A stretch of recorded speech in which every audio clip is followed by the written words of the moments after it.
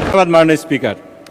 আমি একটু অবাক হয়ে যাচ্ছিলাম আজকে মাননীয় আইনমন্ত্রীর বক্তব্য শুনে। সংবিধানের বিরুদ্ধে উনি যে সুন্দর সুন্দর আজকে কথা বলছেন, সংশ্লিষ্ট আইন বা আইনের ধারা চ্যালেঞ্জ করে রিট করতে হয়। উচ্চ আদালত যদি রিট আবেদন বা রুলের নিষ্পত্তির মাধ্যমে সংশ্লিষ্ট আইন বা আইনের অংশবিশেষকে বাতিল করে, তাহলেই সেটিকে বলা যাবে সেটি সংবিধানের সাথে সাংঘর্ষিক। মাননীয় স্পিকার, এই যে রহিতকরণ বিলটি আনা হলো, এখানে আমাদের বিচার বিভাগের উপরে, তাদের স্বাধীনতার উপরে নগ্নভাবে হস্তক্ষেপ করা হয়েছে। এই ব্যাপারে 16-10 সংশোধনীর মামলায় সুপ্রিম কোর্ট যে কথাগুলো বলেছিল, আমি সে কথাগুলো, সেখানে বলা হয়েছিল বাংলাদেশের গণপ্রজাতন্ত্রী সংবিধানের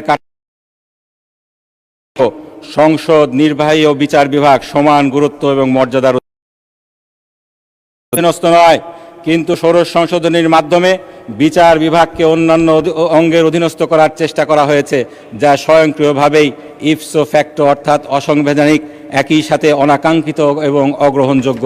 মাননীয় স্পিকার, এই যে রহিতকরণ বিলটি করা হলো, যেই বিলের মাধ্যমে সংবিধানের 116 অনুচ্ছেদ, যেটা স্বয়ংক্রিয়ভাবে পুনঃপ্রতিষ্ঠিত হয়েছে, যেখানে আমাদের সেটাকে ডিফাই করে যে নতুন আবার আইন মন্ত্রণালয়ের আন্ডারে দিয়ে দেওয়া হচ্ছে, এই বিষয়টি সম্পূর্ণভাবে অসাংবিধানিক এই 16 সংশোধনীর রায়ের মাধ্যমে। সুতরাং এটাকে কোনোভাবেই মাননীয় স্পিকার রয়েছে। মাননীয় স্পিকার, এই সংসদের একটি ক্ষমতা রয়েছে, জনমত যাচাইয়ের জন্য আপনারা 77 বিধি মতো দিতে পারেন। এখনও 2 দিন সময় রয়েছে। উন্নতর প্রযুক্তির মাধ্যমে আমরা অনলাইনের মাধ্যমে, ফেসবুকের মাধ্যমে এই বিষয়ে জনমত নিতে পারি। আপনারা যদি এতই কনসার্ন হয়, বিষয়টিতে জনমত যাচাই করে দেখুন জনগণ কি বলে। মাননীয় স্পিকার, এইরকম নজির কিন্তু আগেও রয়েছে।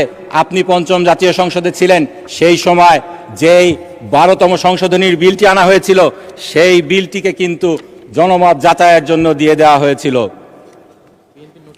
এই বিষয়ে মাননীয় স্পিকার আরেক যদি 2টি কথা বলতে চাই।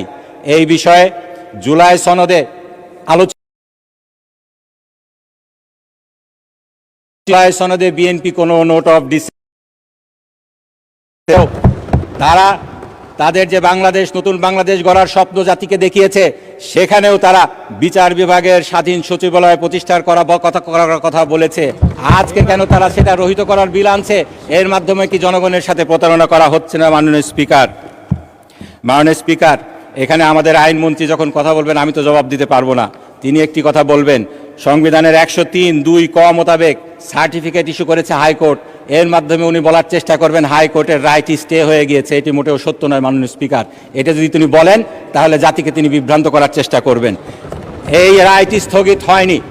103(2) ক অনুযায়ী যদি সার্টিফিকেট ইস্যু করা হয়, সেক্ষেত্রে শুধুমাত্র লিভ গ্র্যান্টিং অর্ডার লাগে না, সরাসরি অ্যাপিলেট ডিভিশনে শোনা হবে।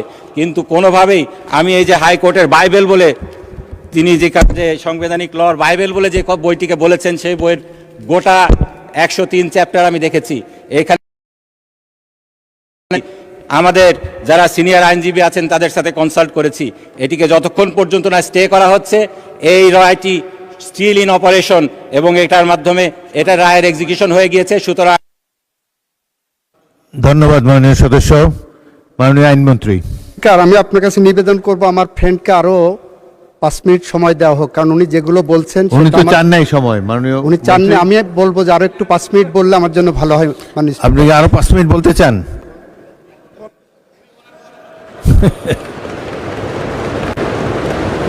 মাননীয় সদস্য, উনি বলার পরে আর আপনার বলার সুযোগ হবে না।